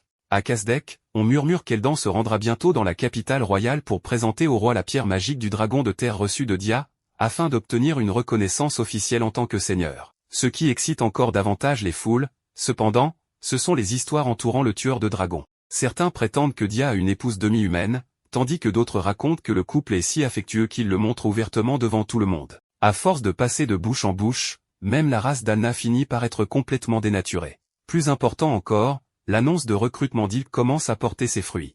Le communiqué précise clairement que les nouveaux résidents recevront un logement et une aide alimentaire, les seules restrictions majeures visant les criminels et les individus dangereux. En conséquence, de nombreux hommes bêtes commencent à s'intéresser à un territoire dont presque personne ne se souciait auparavant. Au même moment, l'incident impliquant le peuple du désert ayant secrètement suivi la caravane de Camarot laisse derrière lui un indice troublant. Les fauteurs de troubles ont affirmé qu'une personne liée au peuple singe les avait poussés à agir. Ce témoignage fut d'abord écarté comme une excuse pour fuir leurs responsabilités. Puis d'autres personnes ont commencé à rapporter avoir elles aussi été approchées et provoquées par une silhouette entièrement enveloppée de tissu noir. Une fois que plusieurs récits sans lien apparent se mettent à décrire le même genre de personnage, la coïncidence devient de plus en plus difficile à croire. De fait, dans un coin de la ville, un homme aux cheveux d'argent enrage devant un nouveau plan raté, serre le poing, et jure qu'il tuera Dia. Au-delà d'Ilk, le changement de pouvoir à Kasdek commence également à perturber l'équilibre politique dans la capitale royale. L'ancien seigneur contrôlait le commerce de l'Ouest et apportait un soutien financier considérable au second prince Mézé. Eldan, en revanche, a délibérément pris ses distances, ce qui signifie que Mézé vient de perdre l'un de ses plus importants soutiens dans la lutte pour la succession.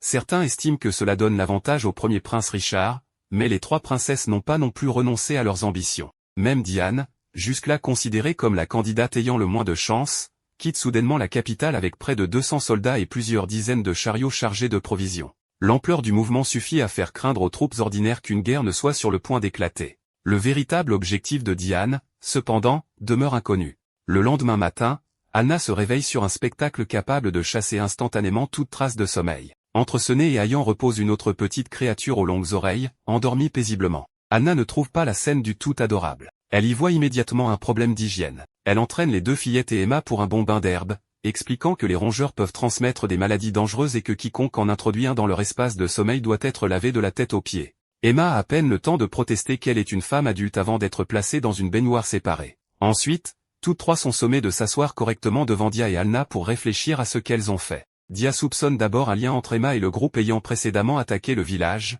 mais l'évaluation d'âme d'Alna brille d'un bleu profond, confirmant qu'elle ne porte aucune intention malveillante. Leur méfiance retombe rapidement. Sené et Hayan sont visiblement désolés d'avoir secrètement amené une inconnue dans leur espace de sommeil, mais lorsqu'on leur demande pourquoi elles ont fait cela, toutes deux refusent de s'expliquer. Dia ne les force pas. Ils pensent qu'elles doivent avoir leur raison et décident d'attendre que ses filles soient prêtes à lui en parler elles-mêmes. À ce moment, Mea court et appelle Dia vers le champ expérimental. Les pousses qui dépérissaient sans cesse par le passé ont maintenant formé un cercle vert et éclatant de santé. Plus étrange encore, les plantes florissantes traversent directement à la fois le sol traité à la cendre et les parcelles à la pierre d'humus, ce qui signifie que le résultat ne suit les limites d'aucune des deux méthodes de culture que Dia avait testées. Mais et Anna sont tentés de voir dans ce spectacle un véritable miracle, convaincus que la persévérance de Dia a enfin été récompensée. Dia, seul, reste incertain quant à la véritable cause. Pourtant, en voyant Anna sourire d'un bonheur si sincère, il déclare que ce qui le rend plus heureux encore que de voir le champ se rétablir, c'est simplement de la voir aussi joyeuse. Cette remarque toute simple suffit à faire rougir Alna. Avant que le village ne puisse achever de célébrer, un autre visiteur inhabituel arrive à Ilk. Une petite créature elle est capable de parler émerge d'une caisse de marchandises. Dia sursaute, mais s'excuse rapidement de sa réaction impolie. Le nouveau venu se présente sous le nom de Gérant, membre du peuple pigeon et du corps de messager d'Eldan. Gérant apporte une lettre urgente expliquant que le petit peuple canin s'intéresse vivement à l'annonce de recrutement d'Ilk. Il précise que le peuple canin existe en deux variétés, grande et petite. Les plus grands sont plus forts et plus humanoïdes, tandis que les plus petits ressemblent bien davantage à des chiens mais possèdent une constitution plus faible. Les petits chiens ont entendu parler d'Ilk par des membres de leur race qui avaient déjà visité les lieux. En apprenant que le territoire ne fait aucune discrimination entre humains et demi-humains, nombre d'entre eux ont commencé à espérer s'y installer. Sené et Hayan s'enthousiasment aussitôt à l'idée de voir d'adorables petits chiens arriver au village. Dia, cependant, refuse de décider seul. Il affirme qu'il faut d'abord consulter les habitants déjà présents à Ilk. Ce n'est que si les résidents actuels donnent leur accord qu'il accueillera les nouveaux venus. Dia demande également en privé à Alna ce qu'elle pense d'accueillir davantage de résidents. Elle répond qu'elle soutiendra quelle que soit la décision qu'il prendra. Dia lui rappelle que si elle a la moindre inquiétude, elle doit parler honnêtement, car il n'a pas besoin de quelqu'un qui approuve simplement tout ce qu'il dit. Alna déclare aussitôt que c'est exactement pour cette raison qu'elle est la meilleure épouse qu'il puisse espérer, le laissant figé en plein milieu de ce qui devait être une déclaration sur la profondeur de sa confiance en elle. Peu après, Emma demande elle aussi la permission de vivre à Ilk. Dia se demande pourquoi elle ne retourne pas sur le territoire d'Eldan pour attendre une occasion de rentrer chez elle. Emma explique qu'elle souhaite rester près de Sene et Ayan, les aider, et veiller sur leur croissance. Elle sait aussi lire, écrire et calculer, et pourrait donc enseigner aux enfants ou se rendre utile de toute autre manière au village. Anna n'y voit aucune objection. Elle pose simplement à Emma une condition très claire, elle devra toujours maintenir une hygiène irréprochable. La paix ne dure pas longtemps. Tôt le lendemain matin, Anna réveille soudain Dia, sa magie de détection ayant repéré un groupe de créatures vivantes s'approchant de très près. Comme elle vient tout juste de se réveiller, elle les remarque plus tard qu'à l'accoutumée. Les signaux indiquent de nombreuses petites formes de vie et une créature anormalement grande. Dia suppose que le petit groupe pourrait être les nouveaux chiens, si bien que tous deux se précipitent dehors sans même prendre le temps de se préparer correctement. Au loin, ils aperçoivent effectivement un groupe de petits hommes-bêtes courant désespérément à travers la prairie. Malheureusement, la créature qui les poursuit n'est pas une escorte. C'est un serpent gigantesque. Dia se demande innocemment si cet immense nouveau venu n'espère pas, lui aussi, rejoindre le village, obligeant Anna à le ramener brutalement à la réalité. La créature est un monstre connu sous le nom d'Anaconda de Rick. Ce n'est qu'à cet instant qu'Anna réalise que, dans la précipitation à quitter la tente, elle a oublié son arc. Dia, de son côté, n'a ni son armure ni sa hache de guerre. Pourtant, à l'instant même où des cris d'appel désespérés résonnent à travers la prairie, Dia fonce droit vers le monstre, les mains nues. Dia se charge sur le monstre complètement désarmé, saute sur son dos, enroule ses deux bras autour de son cou et serre de toutes ses forces. Après avoir lutté un moment, la lumière s'éteint progressivement des yeux du serpent géant avant que son corps énorme ne s'effondre sur la prairie. Malheureusement pour le monstre, il a choisi de se battre contre quelqu'un dont les capacités physiques pourraient aussi bien être un code de triche et a fini par se transformer en matière première. Elna court immédiatement vers lui et adresse une furieuse leçon à son mari. Elle n'est pas en colère que Diaz ait sauvé quelqu'un. Elle est en colère que tous les deux aient été bien trop imprudents. Gagner à main nue aujourd'hui ne signifie pas qu'il devrait en faire une habitude demain. Une fois le danger passé, le peuple chien se rassemble enfin. Plus important encore, même la personne qui avait été avalée est toujours en vie, ce qui signifie que le groupe n'a subi aucune perte. Diaz s'agenouille afin de parler à hauteur de leurs yeux, et se présente comme le seigneur des prairies. Il y a 5 minutes, il était en train d'étrangler un monstre géant à mort, et maintenant il s'accroupit et parle gentiment comme un voisin amical, laissant la femme du peuple chien qui mène le groupe visiblement surprise. Alna se présente également de sa manière habituelle, directe. Elle est la femme de cet homme. La chef de l'escorte se présente comme Canis, et explique qu'elle n'accompagne les plus petits membres du peuple chien que sur les ordres d'Elden. Les 3 autres groupes sont ceux qui ont l'intention de devenir des résidents d'Ilk. Le puissant peuple mastif est mené par Marft Bemasti. Le sérieux peuple des chiens-lions est représenté par Cedrio Basenji, tandis que le curieux peuple des bergers est dirigé par Reinhardt, Godfrey et le chef Orson Shep. À ce stade, le seul véritable danger pourrait être que les nouveaux résidents soient gâtés par tout le monde dans le village. Diaz veut encore confirmer qu'ils ont véritablement choisi de venir à Ilk de leur plein gré. Elna dit qu'elle a déjà vérifié en utilisant l'évaluation de l'âme. Canis a apparu d'un bleu extrêmement pâle, presque blanc, ce qui correspond au fait qu'elle ne fait que remplir un devoir. Les 3 groupes cherchant à s'installer, en revanche, ont tous montré un bleu profond. Leur désir de s'installer ici est authentique, et personne n'a été forcé de traverser les prairies simplement pour remplir un quota de population. Canis met Diaz en garde contre un trait important du peuple chien. Ils aiment avoir du travail à faire, et trop de temps d'oisiveté peut réellement les rendre agités. Diaz pourrait aussi bien lui serrer la main et les accueillir immédiatement. Ilk peut manquer de bien des choses, mais le travail n'en fait certainement pas partie. Il énumère le creusement d'étangs, le transport d'eau, le soin du bétail, l'agriculture, et d'innombrables autres tâches quotidiennes.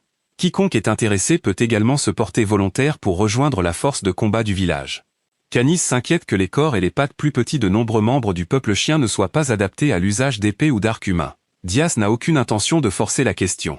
Leurs caractéristiques physiques doivent être prises en compte et le service militaire restera entièrement volontaire. Si certains d'entre eux veulent se battre, ils pourront éventuellement développer un équipement et des méthodes d'entraînement mieux adaptées à leur corps. En entendant cela, Canis décide de rester à Ilk un peu plus longtemps et d'observer comment fonctionne l'établissement. Juste à ce moment-là, Klaus termine son quart de garde et s'approche. Diaz le présente à Canis, et Klaus s'identifie formellement comme le capitaine des soldats du village. Tout reste parfaitement professionnel jusqu'à ce qu'il jette un regard approprié à la femme attrayante du peuple chien qui se tient devant lui. Klaus se fige presque immédiatement et devient rouge. Anna l'observe de derrière pendant à peine quelques secondes avant de comprendre toute la situation. Ce jeune homme est douloureusement facile à lire. 10 jours plus tard, les nouveaux résidents se sont déjà fondus dans le rythme quotidien d'Ilk. Certains transportent de l'eau, d'autres s'occupent du bétail, tandis que d'autres encore aident Senai et Ihan dans les champs. La prairie qui était autrefois presque complètement vide, commence à ressembler de plus en plus à un véritable village. Les nouveaux venus ne demandent pas seulement un abri. Ils aident activement à construire l'endroit où ils ont l'intention de vivre, contribuant à l'approvisionnement en eau, à la production alimentaire et à la défense. Klaus passe également du temps à entraîner les membres du peuple mastif qui veulent se battre. En seulement 10 jours, leur coordination s'améliore de façon spectaculaire. Lors d'un exercice, ils chargent ensemble, s'accrochent à Klaus depuis plusieurs directions et parviennent réellement à faire tomber leur propre instructeur au sol. Individuellement, ils peuvent ne pas être écrasants, mais des nombres coordonnés sont une affaire entièrement différente. Les regarder rappellent à Diaz les chiens militaires qui ont causé de sérieux problèmes à son camp pendant la guerre. Ces nouveaux résidents peuvent comprendre les ordres, communiquer et se coordonner entre eux. Avec le bon équipement, leur potentiel de combat est clairement considérable. Lorsqu'un stagiaire du peuple chien trébuche sur une pierre et se blesse à une patte, Klaus s'assoit immédiatement et la bande. Canis est surprise de voir un humain traiter un soldat du peuple chien avec autant de soin. Klaus donne une réponse simple. La race n'a rien à y voir. Si un camarade se blesse alors qu'il en est responsable, alors prendre soin de cette blessure fait partie de son devoir. Ilk n'a pas besoin d'accrocher une grande déclaration d'égalité à l'entrée. La façon dont ses habitants se traitent les uns les autres en dit déjà assez. Tandis qu'Ilk est occupé à creuser des étangs et à travailler les champs, une tempête très différente se forme autour de la famille royale. Diane mène ses partisans dans le tombeau de Sansarif, le roi fondateur du royaume, et leur ordonne d'inventorier ses trésors afin qu'ils puissent être utilisés comme fonds militaires.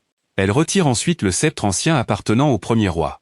L'un de ses subordonnés la prévient qu'entrer dans un tombeau royal interdit sans autorisation, et en retirer un trésor national, est déjà suffisamment grave pour être considéré comme un crime majeur.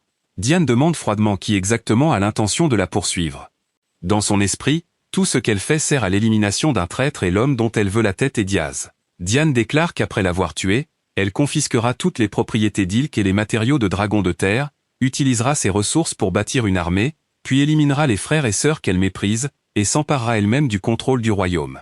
Elle possède même un atout assez puissant pour choquer Prunia, le sceau royal du roi. Avec lui, des paroles peuvent être transformées en décrets officiels capables d'entraîner tout un territoire dans la guerre. Même ainsi, Diane n'est peut-être pas réellement le joueur le mieux placé sur l'échiquier.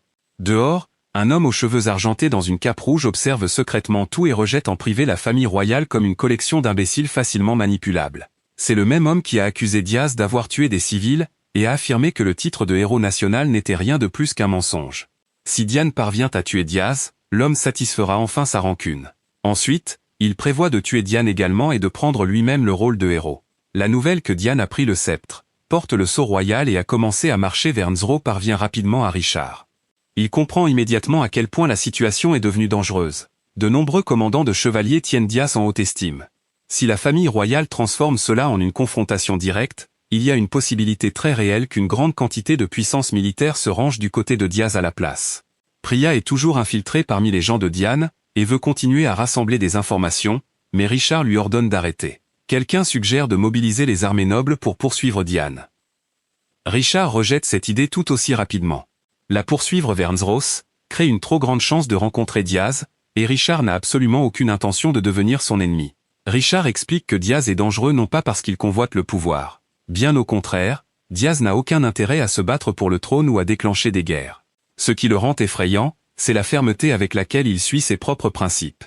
Pendant la guerre, il y a eu une fois un ordre de massacrer des civils ennemis. Diaz a catégoriquement refusé, et a même interdit à ses soldats de piller ou de tuer des non-combattants. Pour lui, la guerre est une affaire entre des personnes portant des armes. Les civils qui ne se battent pas ne sont pas des cibles. Si un ordre royal entre en conflit avec ce que Diaz croit juste, la chose qu'il ignorera est l'ordre, pas les vies innocentes. À une autre occasion, 3 jeunes nobles se sont rendus sur le champ de bataille à la recherche de hauts faits et ont acculé une femme avec des intentions évidemment viles. Diaz est passé par hasard et les a immédiatement tous les 3 mis à terre. Ils ont tenté de le menacer avec leur statut noble, mais Diaz n'a retenu que ce que ses parents lui avaient enseigné. Les nobles existent pour protéger ceux qui sont plus faibles qu'eux. Les 3 hommes devant lui faisaient exactement le contraire. Donc, aux yeux de Diaz, ils avaient perdu le droit de se dire nobles. Et s'il n'y avait pas de nobles présents, alors naturellement il ne pouvait pas y avoir non plus de crime d'agression contre des nobles. Les 3 jeunes hommes ont fini par perdre à la fois le combat et le privilège qu'ils pensaient les protéger. Lorsque le roi a appris ce qui s'était passé, il a publiquement pris le parti de Diaz et la poursuite proposée a été abandonnée. Quelqu'un demande alors à Richard si un membre de la famille royale a déjà été jugé par Diaz selon le même standard. Le prince est forcé de révéler un chapitre plutôt embarrassant de son propre passé. Lorsque Richard était plus jeune, il était gâté et impatient de gagner de la gloire sur le champ de bataille malgré une très faible expérience. Il s'est conduit lui-même droit dans un encerclement ennemi. La personne qui a chargé et l'a sauvé était Diaz, mais il n'y a eu aucune célébration respectueuse ensuite. Diaz s'est immédiatement retourné et a réprimandé le jeune prince pour son imprudence. Richard a tenté d'invoquer son statut royal, croyant apparemment avoir trouvé une carte d'immunité. Cela n'a rien accompli d'autre que de lui valoir un coup de poing de Diaz. Ce fut la première et unique fois de la vie de Richard qu'une autre personne l'a frappé. Ensuite, Diaz a gardé le jeune prince avec lui et l'a entraîné pendant 3 mois complets. L'un des compagnons de Richard remarque que ces mois ont clairement eu une influence énorme sur l'homme que Richard est finalement devenu. Richard révèle également que son père n'avait jamais l'intention d'exiler Diaz à la frontière et de l'y abandonner. Le roi croyait sincèrement que Diaz pourrait transformer Nzos. Pour lui, Diaz n'était pas seulement le héros qui avait sauvé la nation. Il était aussi l'homme qui lui avait sauvé la vie et un ami qui avait combattu à ses côtés pendant 20 ans de guerre. Cela soulève une question évidente. Si le roi tenait Diaz en si haute estime, pourquoi Das est-il arrivé dans son nouveau territoire avec presque pas d'argent, pas de serviteurs et pratiquement pas de provisions? Richard confirme que le roi avait préparé tout le soutien nécessaire. Ses ressources n'ont simplement jamais atteint Das. Richard soupçonne actuellement que son frère cadet, Maher, pourrait être lié à ce qui s'est passé, mais il n'a pas assez de preuves pour parvenir à une conclusion. Ce que Richard sait, c'est que si des gens corrompus continuent à manipuler le pouvoir dans l'ombre, le royaume finira par se détruire lui-même. Il confie donc à Narius une mission secrète. Ramener Diane et le sceau royal avant qu'elle n'atteigne Das. Si Narius rencontre Das lui-même en chemin, il a l'ordre de donner au seigneur de la frontière la moitié de l'argent qu'il transporte. Un héros national se bat pendant 20 ans de guerre seulement pour être envoyé sur une prairie vide, sans assez de capital pour construire correctement une maison.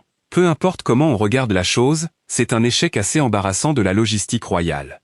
Malheureusement, Diane se déplace plus vite que prévu. Elle arrive directement au domaine de Casdex, et dit à Elden que Diaz est un rebelle qui doit être éliminé, et que ses biens doivent être confisqués pour le bien du royaume. Diane a déjà perdu un nombre considérable de soldats par désertion pendant le voyage. Cela signifie que sa demande que Casdex se joigne à la campagne ne vise pas seulement à forcer Elden à choisir un camp. Elle a réellement besoin de plus de troupes. Elden refuse de marcher contre son ami simplement parce que Diane le lui dit. Il exige des preuves que Diaz a réellement rebelle. Diane produit un décret d'apparence officielle portant le sceau royal rouge du roi. Le document ordonne à Casdex de mobiliser ses troupes et ses ressources et de coopérer avec Diane pour détruire Das. Les gens d'Eldon l'inspectent soigneusement et remarquent que le libellé ne suit pas parfaitement le format normal des décrets royaux. Le sceau, cependant, est authentique et pour autant qu'il sache, seul le roi est autorisé à l'utiliser. Tout dans le document semble suspect. Pourtant, le sceau authentique signifie que Casdex ne peut pas simplement prétendre n'avoir jamais vu l'ordre. Elden organise immédiatement un banquet de bienvenue pour occuper Diane aussi longtemps que possible. Si le problème diplomatique n'a pas encore de réponse, la première étape consiste apparemment à s'assurer que l'invité s'assoit et mange lentement. Pendant ce temps, Gareth est envoyé à toute vitesse vers Ilk pour avertir Diaz. Elden et ses conseillers n'ont aucune envie de voir Diaz entraîné dans une lutte de succession royale. La question touche également directement les intérêts de Casdex. Das transforme une prairie autrefois considérée comme sans valeur, en une terre capable de produire des récoltes. Si Ilk peut faire pousser de la nourriture avec succès, les bénéfices s'étendront à Ilk, à Casdex, et à toute la région environnante. Durand finit par revenir en portant la réponse de Das et Elden devient encore plus confus après l'avoir lu. Das ne demande pas à Casdex de résister au décret. Il ne demande pas non plus de soldats pour se protéger. Sa réponse dit simplement à Elden de coopérer avec Diane exactement comme le document l'ordonne. Personne ne comprend ce que Diaz prépare, ni ne peut confirmer s'il a déjà reconnu quelques plans qui pourraient exister derrière le décret. Le seul fait certain est que Das lui-même a ordonné à son ami d'obéir à l'ordre et de marcher vers Ilk. L'atmosphère à l'intérieur du village commence également à changer. Un jeune homme aux cheveux bruns dit à une fille du clan Masti qu'il protégera tout le monde de son peuple, même si cela lui coûte la vie. Elle rejette immédiatement la déclaration dramatique. Personne n'a besoin d'un héros dont le premier instinct est de promettre de mourir. Le jeune homme s'interrompt, puis change la promesse. Il survivra et reviendra, et il espère qu'elle l'attendra. Avec la guerre qui approche, une promesse de vivre porte soudain bien plus de poids qu'une offre de mourir. Peu de temps après, Diaz est pleinement en armure, sa hache de combat fermement en main. Cette fois, Alna n'aura pas besoin de le sermonner pour être entré en bataille avec une configuration complètement désarmée. Dehors sur les prairies, Quelqu'un observe l'horizon lointain à travers une longue vue tandis que des groupes de personnes apparaissent progressivement. Certains sont des soldats en armure tandis que d'autres appartiennent à plusieurs races différentes. Puis Diane elle-même apparaît à cheval au milieu d'une formation armée qui avance directement vers Ilk. Les discussions dans la capitale royale, le sceau royal volé, le décret présenté à Casdex et la mystérieuse réponse de Das, ont tous finalement convergé vers le même point.